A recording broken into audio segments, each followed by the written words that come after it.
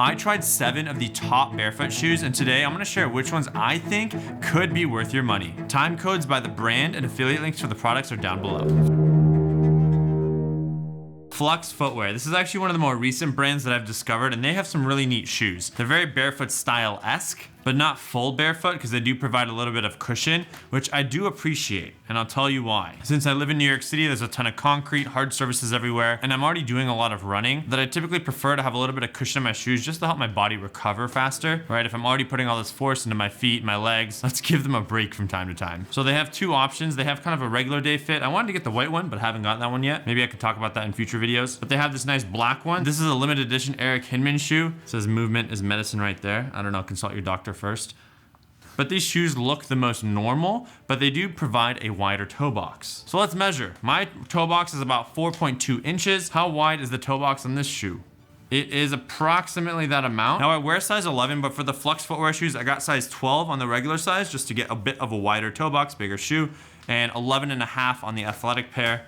So maybe size up on the Flux Footwear to your typical sizing. This is their running shoe. You can do this for maybe shorter distances of up to 4 to 5 miles. I think this is on their website. Much wider toe box, as you can tell. It has more cushion, but it also has a little bit of arch support, I think. So this isn't a perfectly flat profile shoe, in my opinion, but it is 0 drop. And it doesn't have as much flexibility as most barefoot shoes, so your foot is not going to be working all the muscles, but it provides the next best thing. And these are kind of my new favorite, like I'm just getting into barefoot shoes, but I need a slow way to transition. So I've been using the Ultras for running as well as Flux Footwear for shorter runs. And I love their everyday wear because this kind of just feels more like a Vans shoe and you can wear this outside. It looks a little bit normal. I wish the toe box was a bit wider, but they seem to be relatively high quality shoes. They have these little like circles on the insole, and that allows you to kind of like feel the bottom of the shoe a little bit more to build that sensation of like, hey, there's something under my feet, which I do like. I think over time you kind of forget that it's there, but when you first put the shoe on, you're like, ooh, this feels nice. I don't know how valuable it is, but it's nice. It's like little air bead cushions. They're cool. I like them a lot. You actually do? Yeah, genuinely. I can tell like it's like I just bought new shoes and I wanted a wide toe box, but I was like, I also want to look cool. And I had to give up one of them, so I just gave up the toe box. But these are good. Why did you buy Flux? I didn't know what Flux was. Use code Shervin for 10% off. No. Code Shervin and affiliate links for all the products are down below. When you click those links, that helps support the channel, and I can continue buying way too many shoes. All right, FeelGrounds are next. These, if you watched the previous video, these were white. Now they're kind of black. These have actually been my favorite go-to everyday shoes so far. As you can tell, these are flexible, right? If I want to feel every single piece of gravel, every crack in the ground, these do it. There's just enough cushion to protect me from the glass on the floor, but not too much cushion where I can't feel every little smudge in the road. They are super thin. They have kind of this mesh cover because I get really hot, so they allow for great breathability and any kind of warmish weather. Their laces do come untied from time to time, and I do like laces that you don't need to do that. And they did ship me those, but I've been too lazy to put those on. So if I can get those nice like flexible laces already installed when I get the shoe, that'd be ideal. In terms of durability, these have held up pretty well. I actually use these like sandals sometimes, so I'll just like slide my foot in and the back part will just go down. So now they're kind of sandals. Whenever I travel, I'll just take these shoes, and this is like my everyday hiking shoe, and they just provide an all-in-one shoe so I can pack less and live a minimalistic lifestyle. There's a little bit of signs of use around the edges, but for the most part, this shoe has held up extremely well, and this has become my new everyday favorite shoe. Initially, it used to be Vivobarefoot, which we'll talk about next, but these are definitely my current favorites right now. In terms of toe box, they seem to be relatively wide. These match all the profiles of a barefoot shoe. 0 drop, wide toe box, and super flexible. Now what I love about FeelGrounds is like, hey, we love what you're doing. We want to keep sending you more shoes. And I was like, I don't need more shoes. But they sent me pretty much all of the designs. They have these new sandals, which are really nice, super flat, just enough to protect you, a level of security around your toes as well as your ankle. And you know, as always, super flexible. So maybe I can take these on travel now. If you're just transitioning into barefoot shoes and you're like, I don't want to be wearing clown shoes like my roommate Tejas. I've lost dates. I've lost friends. You don't go on dates. Okay, the camera's off. Are they actually like clown shoes? Yeah, man. Because they look bad, bro. Shoes, it's like part of culture. Like, you think, like, look at all these different designs. Why? Because people care. You can start off with these more normal looking barefoot shoes. Here we have the Chelsea boot. It looks like an actual Chelsea boot, but it has a wide toe box. So don't be fooled. They're still gonna look a little bit odd, but people are barely gonna be able to tell because it's all black, and there's gonna be less of a sole, but definitely more of a sole than regular barefoot shoes. They are flexible, not as flexible as some of the other shoes. And inside we have a cork insole, so that's gonna protect you in colder weather as well. Because if you don't have an insole and it's really cold outside, the bottom of your feet are also gonna get cold. Another issue with barefoot shoes. And then if you want a really normal, this is what? This looks like a Converse, Nike, like your classic shoe. This looks like an Air Force One. Dude, the toe box? Absolutely. Okay. So I don't know what an Air Force One is, but my roommates say this looks like an Air Force One shoe. Ah, so they're like Nikes now. Yeah. The toe boxes are, oh yeah, you can kind of tell. It's subtle, It's very subtle. but it's there. Yeah, wow, they look like Air Forces. Wow, this is an Air Force copy. Straight up. Barefoot Air Force. Yeah, that's cool. That's interesting. Yeah. Can I have them? What? Can I have them? FeelGrounds, can you send in free shoes?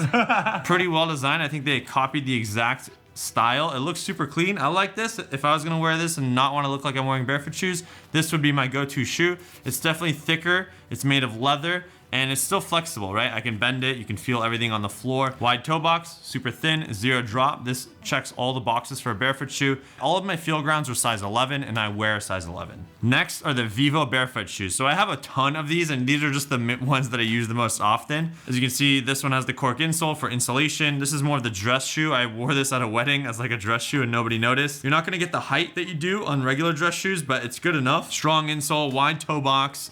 Super flexible, right? I can feel the floor because it's flexible and it's gonna strengthen all the muscles in my foot potentially. And then these are my top 2 favorites actually. This is the original Vivobarefoot Primus Light 3s or 2s, I think.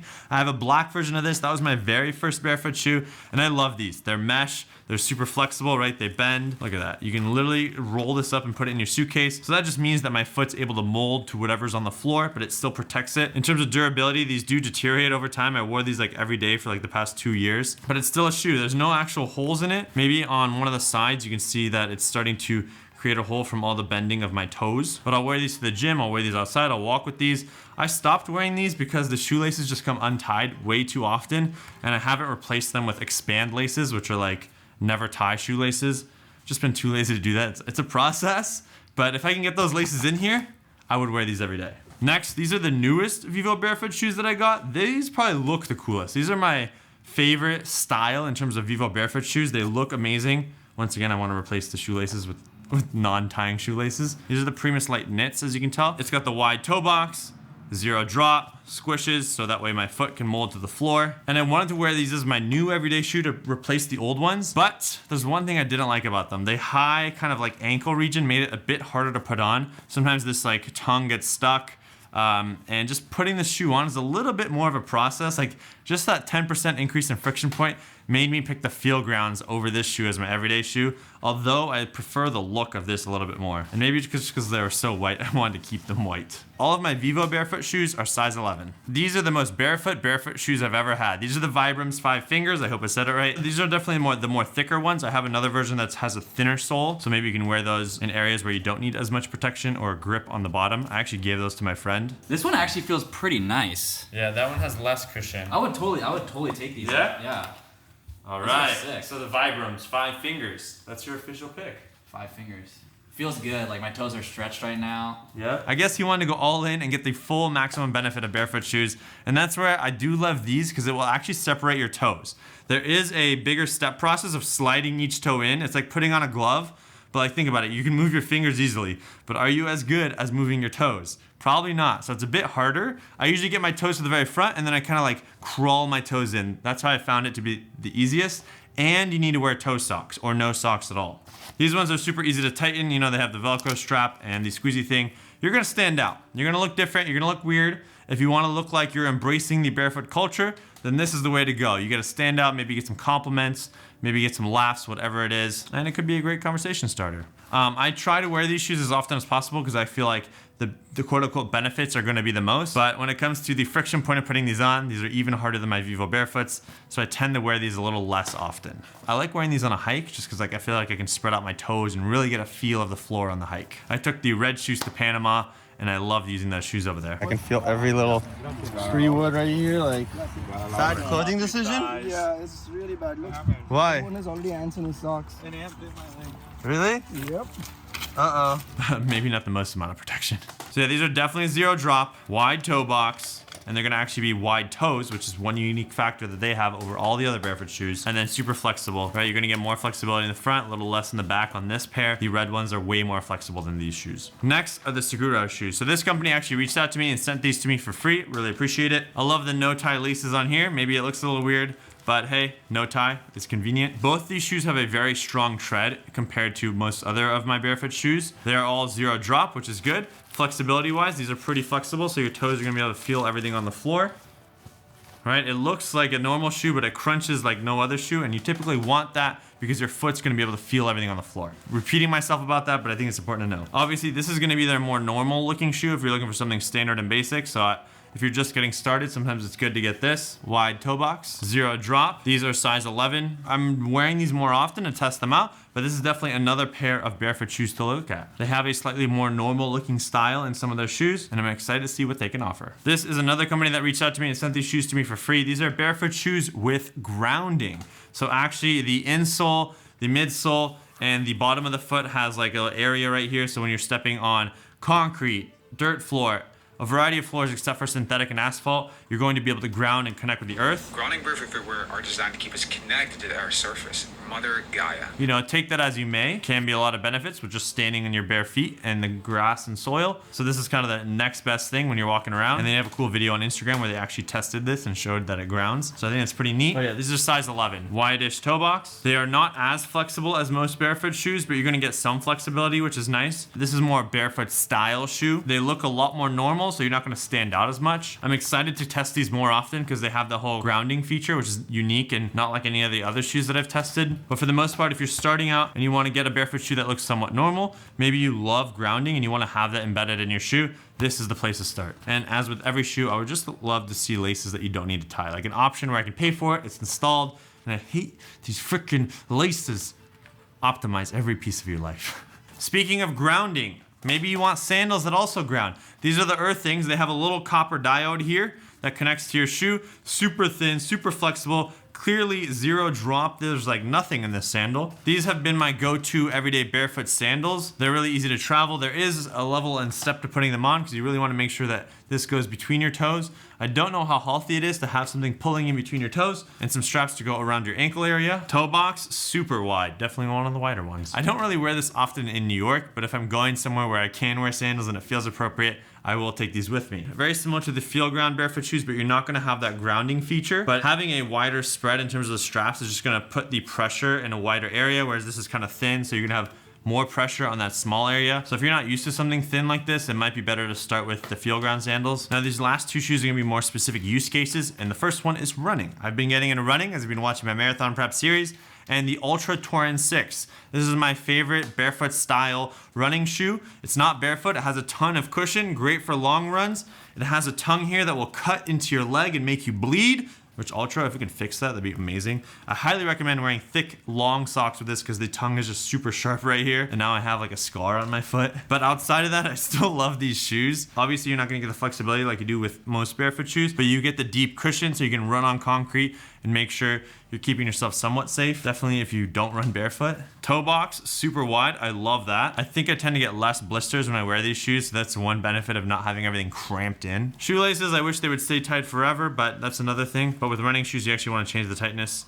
But for the most part, these are good. Durability, these have held up. I think I've ran around 200-ish miles in these so far, and they're doing really well. There's no arch support. They're zero drop, flat, thick cushion. The most barefoot style-esque running shoe that you'll find. I'm a size 11, but I got a size 12 in these shoes just because I know with running, your feet can swell up, and I wanted more space. So I think I went to an REI. I tried these on and ended up going with a size 12, so one size bigger. So I don't only wear barefoot shoes and I don't only run in the Ultras. I do have these Saucony shoes as well. As you can tell, there's a massive heel drop with the foam, whereas these is kind of like a flat profile. I think there is a performance gain when you have a heel lift, but for running on my slower runs, I do prefer to use these. So that's something to keep in mind. These are definitely heavier in terms of weight versus the Saucony shoes as well. The one thing I absolutely dislike about the Sauconys is the toe box is super narrow. I can feel my toes get squished.